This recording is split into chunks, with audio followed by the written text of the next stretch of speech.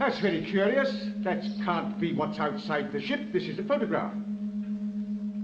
While the landing of the TARDIS is a very familiar visual effect, during the 1960s, the Doctor Who production team used a variety of techniques to make the time machine land and take off. Sometimes they would use models, sometimes they would shoot on film,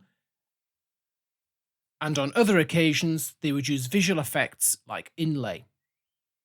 But one of the most common was the use of photo captions, and these were literally time and space savers. Let's take a look at an example. It's Friday the 10th of July 1964, and the first episode of The Reign of Terror is being recorded. At the very start of the episode, the TARDIS lands in a small wood in revolutionary France. Before the TARDIS prop was put into position, a photograph was taken of the empty set. This was then developed and blown up into a photo caption. This would then be placed on a stand in the studio, and one of the cameras would be pointed at it. When the time came for the TARDIS to land, according to the camera script, camera 4 was pointing at the photo caption of the empty set, while camera 2 was pointed at the set where the TARDIS prop was now in position.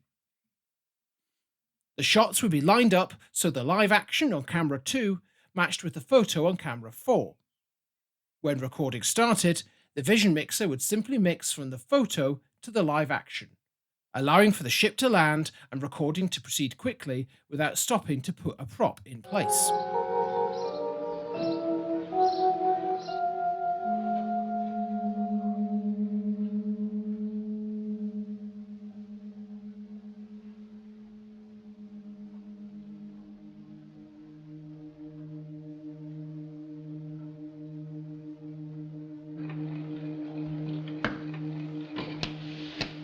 There is another curiosity about the police box prop in this episode, but we're not here to talk about that today.